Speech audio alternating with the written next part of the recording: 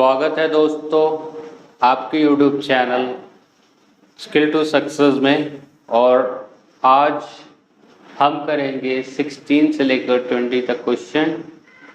पिछले 3 पार्ट में हमने MTS के 2 अगस्त 2019 के क्वेश्चंस करे थे। होप आपको अच्छा लगा होगा। तो आइए करते हैं 16 क्वेश्चन। HCF of 2 की power 3 plus of into of 3 की पावर 4 एंड 2 की पावर 5 इंटू ऑफ 3 की पावर 2 ये दिया था। क्वेश्चंस बहुत इजी थे। HCF क्या होता है? हाईएस्ट कॉमन फैक्टर निकालना था हम लोग को।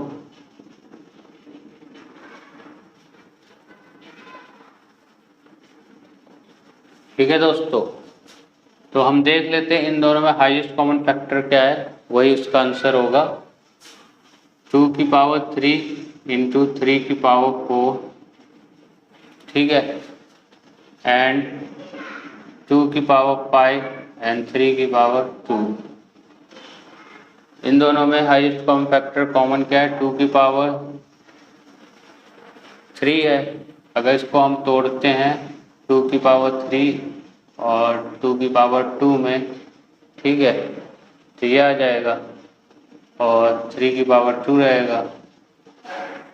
और इसे हम अगर तोड़ते हैं तो क्या आएगा? 2 की पावर 3, 3 की पावर 2, 3 की पावर 2। तो अब इन दोनों में हम कॉमन देख सकते हैं। क्या क्या कॉमन है? 2 की पावर 3, 2 की पावर 3, 3 की पावर 2, 3 की पावर 2, ठीक है। तो hence we will conclude that 2 की पावर 3 एंड 3 की पावर 2 इज आवर आंसर।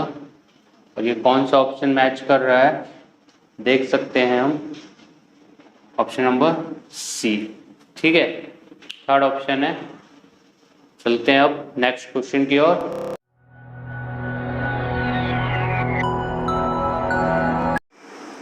दोस्तों नेक्स्ट क्वेश्चन है 17th, जो कि प्रॉफिट एंड लॉस से पूछा गया था।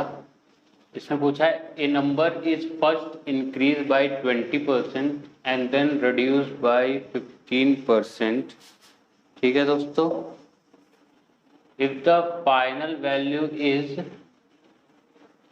2040, then what is the initial value of the number, ठीक है। इनिशियल वैल्यू हमें फाइंड आउट करना है, ठीक है। जब इन दोनों को इंक्रीज और डिक्रीज किया गया तो फाइनल वैल्यू हम लोग की क्या है? 2040। तो हमें इनिशियल वैल्यू फाइंड आउट करना है। तो इसे हम रेशियो मेथड से करेंगे, ठीक है।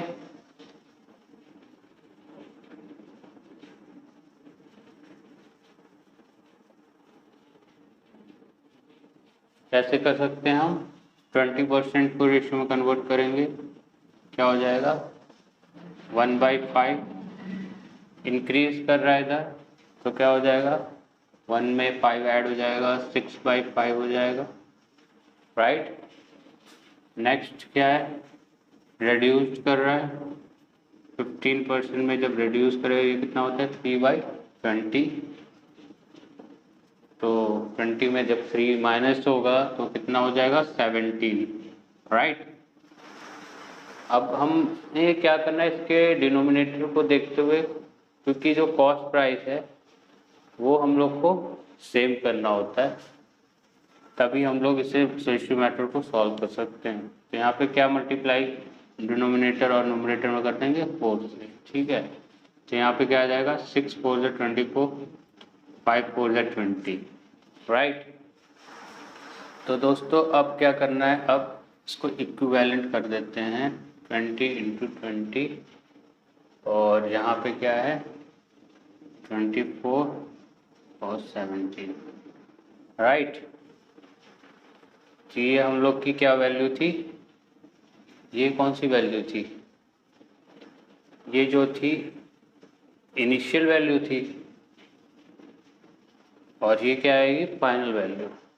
फाइनल वैल्यू कितनी आएगी? 17 4 ज़ा 68, 17 टू जा 34, दैट इज 40, 408, जो कि फाइनल वैल्यू किसके बराबर थी, ओरिजिनल वैल्यू चाहिए थी ना, तो इसको इक्वल करा देते हैं 2040। अब हम देख सकते हैं इसको कैसे काट सकते हैं।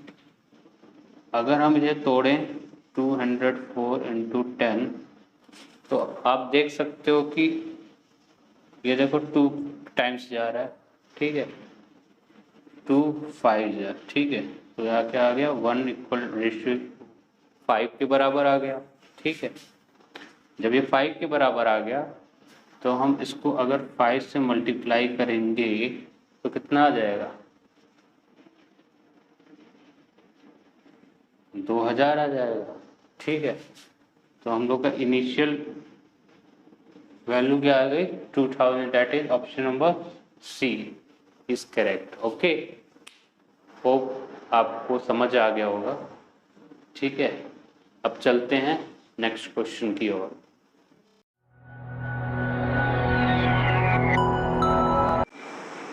दोस्तों नेक्स्ट क्वेश्चन 18th है, जो कि एवरेज से आया था। देखते हैं क्वेश्चन क्या कहना चाह रहा है। The daily average rainfall on 5 days of a week is 30 mm, यानी कि एक जो औसतन रेनफॉल बारिश होती है 5 दिन में 30 mm होती है, ठीक है, और 6th डे में 42 mm होती है, और 7th डे में 25 mm होती है, राइट। तो हमें एवरेज 7 दिन का पता करना है, तो हम इसे कैसे निकालेंगे, चलिए देखते हैं। एवरेज ऑफ रेनफॉल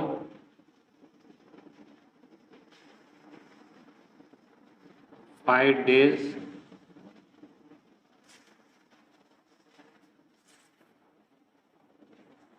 कितना हुआ 30 mm, तो total of rainfall, total of rainfall 5 days का कितना होगा,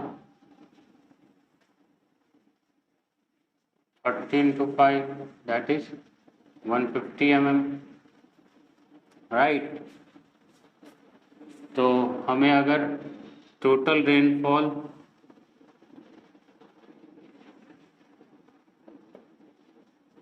सिक्स्थ एंड 7 डे का निकाल लेते हैं,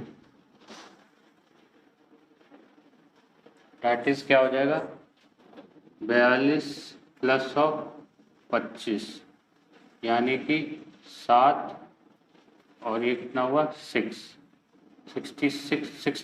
mm, राइट। तो अब हम देख लेते हैं कि कैसे हम एवरेज 7 डेज का निकाल सकते हैं।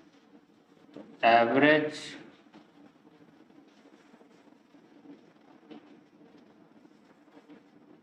रेनफॉल 7 डेज क्या हो जाएगा, अब इसको और इसको प्लस करेंगे 150 प्लस ऑफ 67, कितना हो गया ये 7,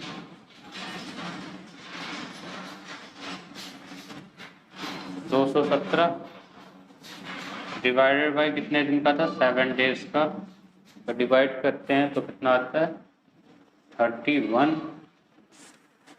आ जाता है। 31 mm की बारिश होगी एवरेज, ठीक है, वीकली।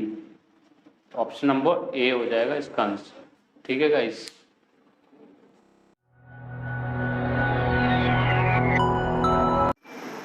दोस्तों ये क्वेश्चन आया था, अच्छा क्वेश्चन था, और ऐसे ऐसे क्वेश्चन कभी कभी आते हैं तो स्टूडेंट जो होते हैं वो कर नहीं पाते, बहुत कम अटेम्प्ट कर पाते हैं। तो ये क्वेश्चन देखते हैं, बेसिकली प्रोबेबिलिटी से होते हैं ये क्वेश्चन। तो ये FI इसको ले लेते हैं, मीन मार्क्स निकालना है हम लोग को, find the mean marks of the student ठीक है। तो यहाँ पे कैसे लेंगे, FI अगर मीन लेते हैं मार्क्स का तो क्या आएगा, 9 और 11 का मीन कितना होगा, 10 होगा। ठीक है, 11 और 13 का मीन क्या होगा, 12 होगा। सेम 13 और 3 का क्या होगा, 14 होगा। इसका क्या होगा, 16 होगा। इसका कितना होगा, 18 होगा। राइट। तो नंबर ऑफ स्टूडेंट का हम क्या ले लेते हैं, डिनोट XI से कर लेते हैं। ठीक है। अब हम जानते हैं कि मीन का फॉर्मूला क्या होता है। मीन का फॉर्मूला क्या होता है, summation of FI XI divided by XI। ठीक है। तो हमें इस बेसिस पे, इस फॉर्मूला के बेसिस पे इसे सॉल्व कर देना था। अगर जिस स्टूडेंट को ये याद है वो कर लेगा। ठीक है। तो हम यहाँ से FI और XI निकाल लेते हैं मल्टीप्लाई करके।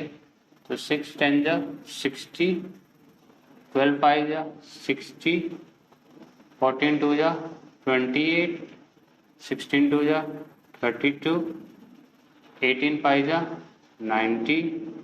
ठीक है।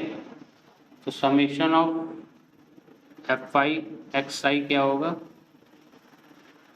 यहाँ पे देखते हैं 10 कैरी 1, 6 6 12 13, 14 15, 18 18 और 9 27। ठीक है। 270 हम लोग का ये आ गया FI XI समीशन ऑफ। और यहाँ पे जो समेशन ऑफ XI है वो क्या होगा, समेशन ऑफ XI देख लेते हैं।